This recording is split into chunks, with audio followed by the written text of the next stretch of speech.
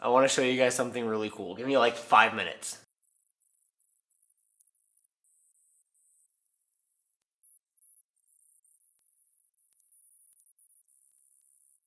Would ya look at that? It's starting to actually look like a car. Finally, we don't have to look at those godforsaken quarter panels. Got our overs on. We are gonna need some spacers for the rear because that fitment is not great. Again, goal number 1 is to finally drive this thing.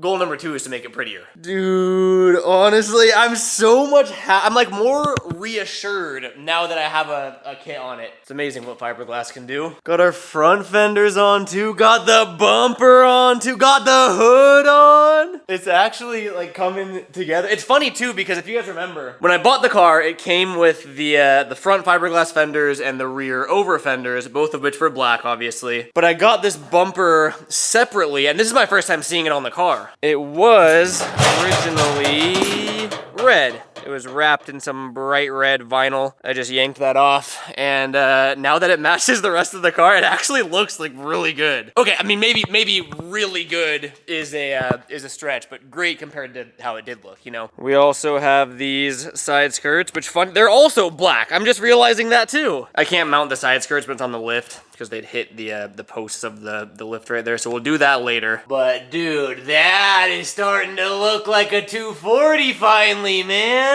Unfortunately, still don't have a rear bumper. I'm still just scavenging Facebook Marketplace. I don't care, that sounds lame. I don't care about this car. I don't mean it like that, but like the S14, I got like a nice Urus kit imported from Japan. Like I was going for a really clean, I guess OEM plus build, if you can call it that, because it's a step above OEM plus. This car, when it comes to visuals, I'm going for the cheapest fiberglass I can find on Marketplace. So I'm still scavenging until I can find a cheap rear for this. Because I mean, I got these side skirts for a super good deal, but they are cracked, so gonna have a little bit of fiberglass work there. I just wanted to show you guys this thing actually starting to take shape. Originally, I thought the rest of the car was also wrapped with black vinyl. It wasn't until we did that quarter panel repair that I found out that it wasn't black vinyl wrap, it was actually Plastidip. You can see the doors here, it's just been baking in the sun for so many years. The Plastidip is like flaking off. It almost has this weird like snake skin texture now, and it really sucks to get that Plastidip off. The quarter panels alone took like an hour, 2 hours each, just with a little palm sander sanding it off. Again,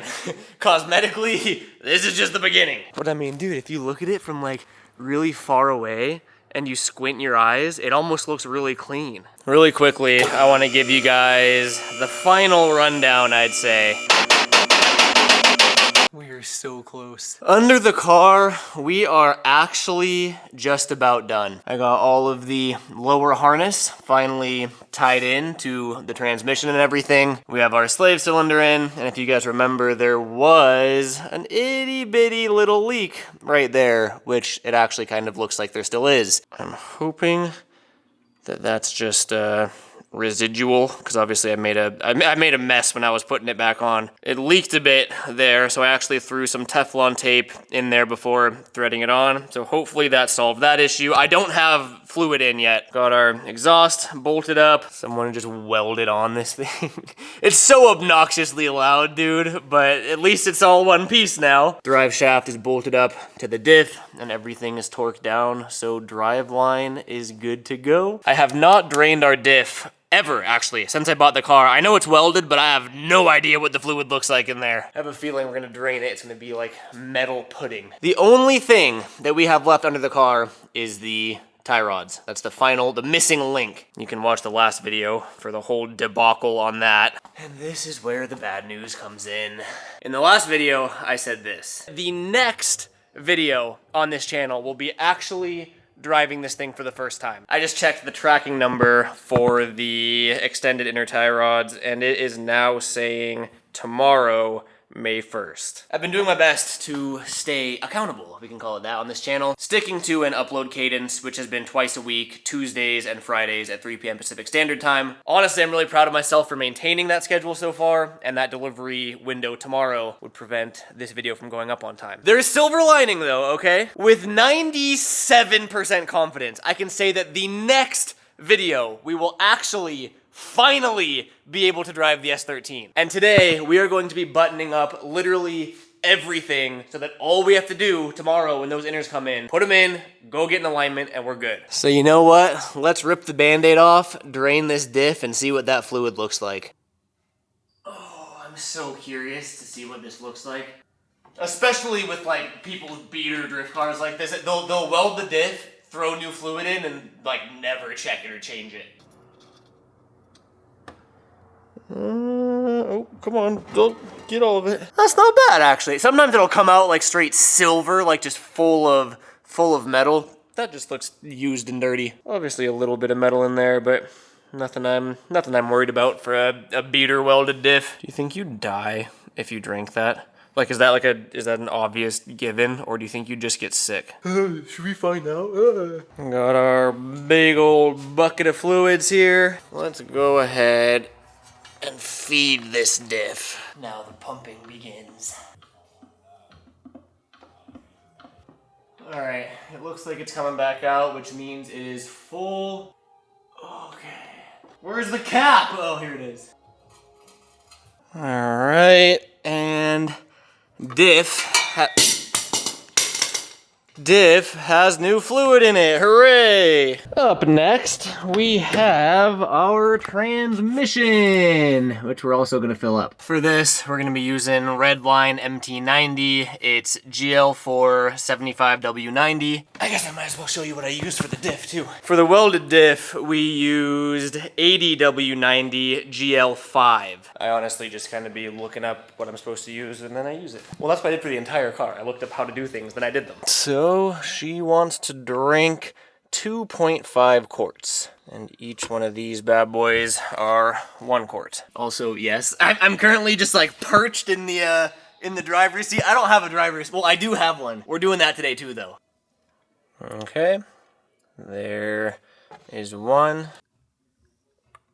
There is 2. I'd say that's about 2.5 right there. Now, let's actually get our shifter back in there. We gotta put that little C-clamp in. God, there's not, oh. There. I think we got it. Yeah. C-clamp is in there. Yeah, okay, cool. That's in there.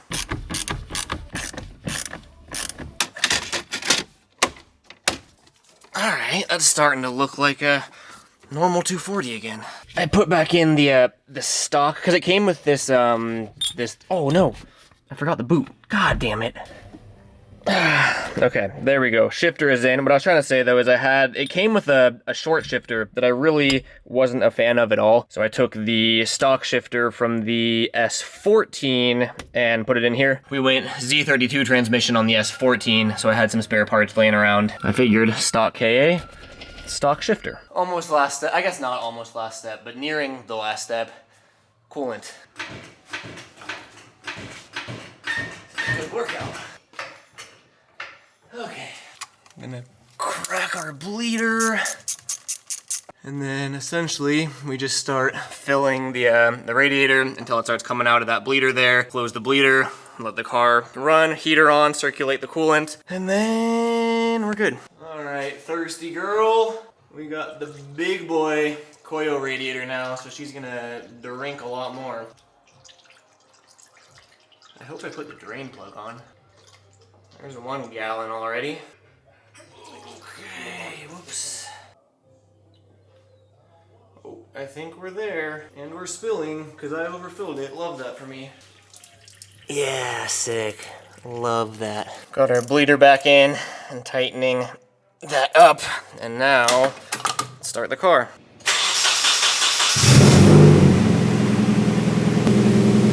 Right up. I got our heater blowing on full blast. Now we just wait for the car to warm up, and then I gotta keep topping off the coolant. Essentially, we're just waiting for the thermostat to open up, and that the level will drop. We keep topping it off, let all the air bubbles come out. KAs are notoriously a pain to bleed, but usually if you can jack the front of the car up as high as you can to make sure the radiator cap's the highest point, you should be good to go. Every now and then you'll see a a bubble come out, which is good, because again, the goal is just to get all of the air out of the system. They make special funnels where you can like fill the funnel up a bunch and then it doesn't do exactly what it's doing right there, but I've only ever done it this way. It just makes a bit of a mess.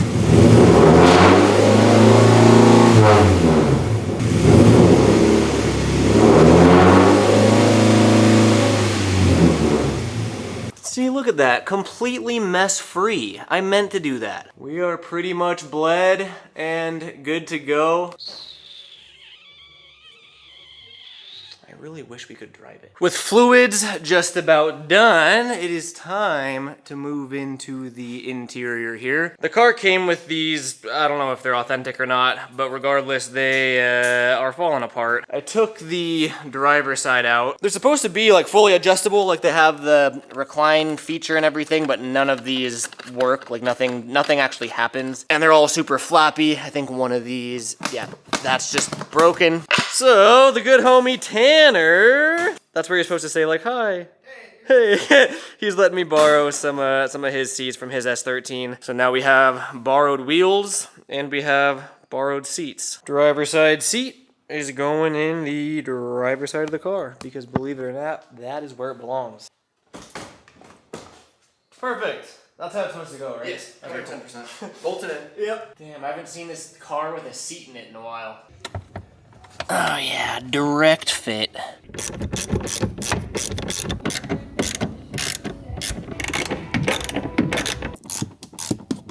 Alright, we have a seat in the car. I almost didn't show this on camera just because it doesn't matter, right? Unimportant detail, but now I'm gonna show you because it's getting worse. Both of these front bolts that hold the rails on. You see that? They still have movement. They're completely stripped out. It's done. I was able to get that one to hold barely, but I mean, this one is completely loose. And then I was just gonna keep that as like, I'll fix it off camera. I'll just drill it out and tap it bigger diameter. But then we got over to the passenger side and I can't hide this one from you because if I want to get footage of taking it off. It gets worse, it's not even tight. Is it not? No, look, it's literally. Did you take it out? Oh my god. Yeah, so this side was held on with this Allen head key thing that wasn't even tight. So all of these are probably stripped too. This seat has sliders, but the sliders are not working. So I'm just trying to cram this extension in there and it's barely making it.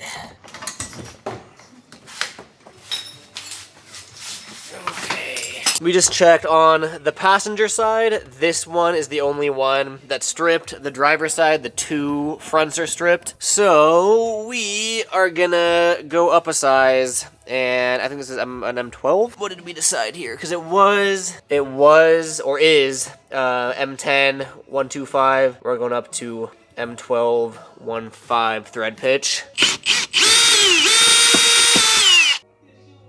Oh yeah. There we go. So that's all feeling super smooth in there. And then we just gotta do the two over there too. Use the old double knot method. So we got it, don't look at it, all right? We went to the hardware store to buy the bigger M12 hardware, but they didn't have them short enough. So instead of being a normal person and cutting it, then putting it through the tap and die or whatever, and like rethreading it, instead, I just got another nut and used that nut as a spacer. But sure enough, that is in there, not going anywhere at all. So boom, boom. Now we gotta do the passenger seat, but that driver's seat is in. In she goes.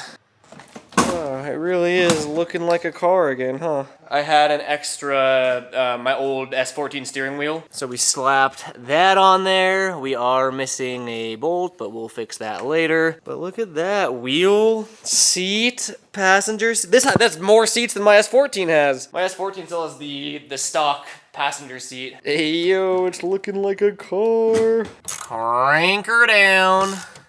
Don't crank her too hard, though, because we learned what happens. That's good. Check this. God damn it. I forgot. This door still has some issues. Sometimes it just locks itself. I was trying to do this grand reveal and show you that we have passenger seats. Look at that. We got a seat. We got another seat. I gotta crawl over and open this up. I gotta figure out what's going on with the lock. Because it opens from the inside fine. I think this, like the actual locking cable, is messed up. Usually I get one good external use of the door before it locks itself. And voila! This is a terrible angle anyway. Passenger seat is bolted up, and that thing is as firm as can be. And then the dash is dirty, but dude, I still can't believe this thing has an uncracked dash. Pretty much mint door cards as well. Got our shifter in. Dude, like that, the interior is actually really good given the, you know, exterior of the car. You saw what the quarter panels looked like before we did some work on them. All right, I gotta crawl in here and see what it actually feels like to sit in my car. Oh, it's crazy like how much of my life this car has taken up since I've got it. In the best way possible. I mean, that this channel has been growing off of this car. But this went from like a piece of junk 240. Well, it still is a piece of junk 240. But there's like, probably realistically, I've probably spent upwards of 200 hours in the shop working on this car since I got it, what, 3 months ago, 2 months ago? I have formed a relationship with this car. This is the deepest I've ever ventured into an engine rebuild ever. I know I've said that a million times. Even just being able to sit in this thing and like have it look like a car with a steering wheel and seats. And then the best part is, look, we can actually start the car. And the car starts and it sounds like a car and it feels like a car. Like I did this, I made this, kind of. I made the engine. We got the heater blowing hot air, which means the coolant's circulating. Car is getting up to temp, but it is obnoxiously loud. It's just headers and then straight pipe. Like it's ridiculous. God!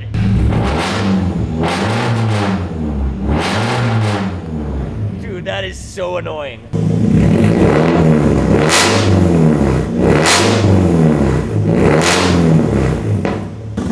The pressure feels good too. We do have a little, it's just an exhaust leak, like that gasket right there is shot, but I really don't care about that. Aside from that though, completely dry under the car, and we have just about every fluid in the car, with the exception of brake fluid, which there's a very high possibility we have leaks there. You remember we did that whole ABS delete, so all of these GK Tech lines are new. There's a ton of different connections and places that we can have leaks, so bleeding the brakes is next. I have a homie that has like a vacuum design for that's gonna make it a million times easier, so I'm just gonna wait for him to do that. We haven't bled the clutch yet either. Transmission fluid, diff fluid, engine fluid, engine oil, obviously coolant, all the big ones, man. She's really getting there. That's pressurized too, so everything is working as it should. Wow, dude, I really did that.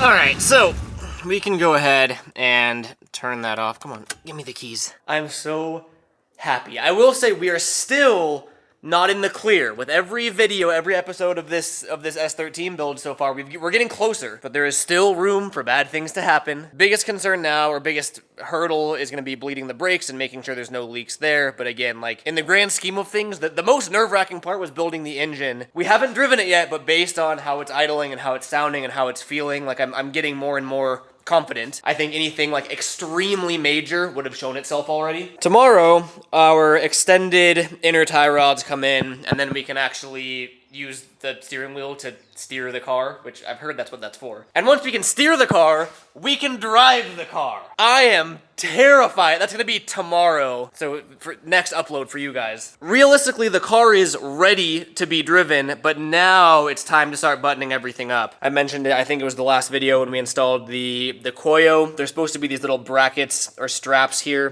that hold the radiator forward, because you can see right now there is a bit of play, and we don't want that. What I like to do, so we don't forget anything, is we make a little to-do list. I don't really know. I don't think this list is gonna be that long. I don't think I need this much tape, but I'm committed now. Okay, that should be plenty. Radiator brackets. Boom. I think I showed you guys this one. Since we installed the Koyo, the intake tab doesn't really line up with anything now. It's pushing pretty heavily on that fan shroud. The hood, the hood will like half latch, but it won't fully latch because the intake is sticking up too much. And then again, I keep mentioning this, but that blue there, that's an open port that's just taped shut right now, which I'm sure is leaking and letting in unmetered air because that's the MAF sensor. So anything coming in after that is gonna throw off everything. It seems to be idling actually really good. Maybe it's not letting in air right now, but like I wanna fix that and weld that properly. So I think we have to cut this nipple off so that we can actually push the intake further in there to kind of seat that there, because then that will line up with that and that'll bring the whole thing down. Fix intake fitment.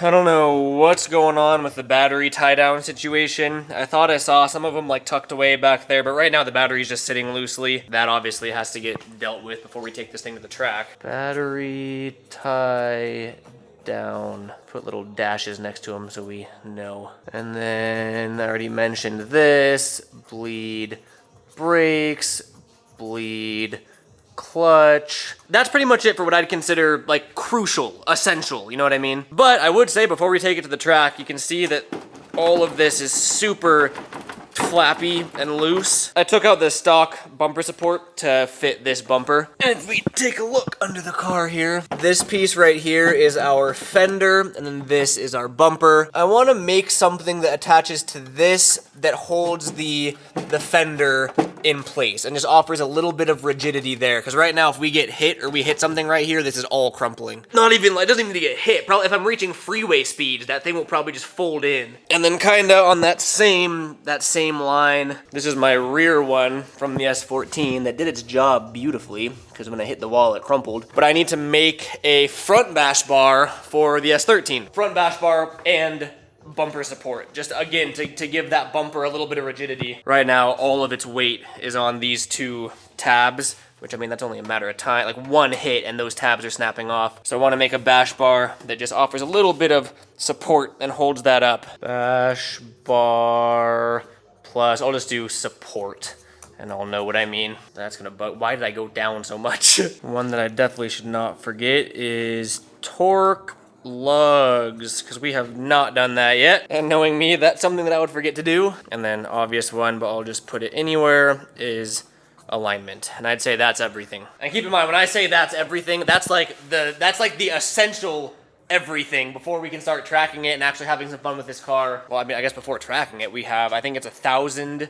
break-in miles to help everything, like the new ring seat, just to help everything kind of seat in place. I gotta double check that, but I think it's 1,000 miles, which I mean, that's not gonna be a problem. Once we can drive this thing, I'm gonna be driving this thing. And then comes all of the little stuff. Like I have no idea. I don't think that these seatbelt motors work, which it's good that they're stuck in this position because you can actually use the seatbelt. I'd like to get those working just because I want to get my pop-ups working. Once all the big things get fixed and dealt with, then it's a matter of like getting into the littler things, and like we still have everything connected for AC. The AC doesn't work. It seems like it might just need a recharge, like nothing's cut. I want to get AC in this. Like, dude, having a drift car with AC is such a flex in my opinion. No one has, and I have it in the S14. I love it. I'm so happy, man. I could just like come to I'm just like looking at it. I did that. Wow, we did that. Let's be honest, we did that. I'm not even gonna lie, documenting everything on this channel, it did suck at times. I was getting frustrated. All I wanted to do was just tunnel vision and get certain things done. But I was always so glad that I documented every single step of this car. I'm beyond stoked that I did that. All of your guys' positive comments, the fact that this channel was monetized, like every single cent from this channel has gone back into this car, and it's helped with the build a lot. It's nowhere near profitable, but like it's going back in, it's helping, you know? I'm not even gonna take full credit for this. We did this, so thank you guys. A little anticlimactic, because this is like I did it, the car's done, oh my god! But we don't even get to drive it yet because of the stupid tie rods. Less than 24 hours though.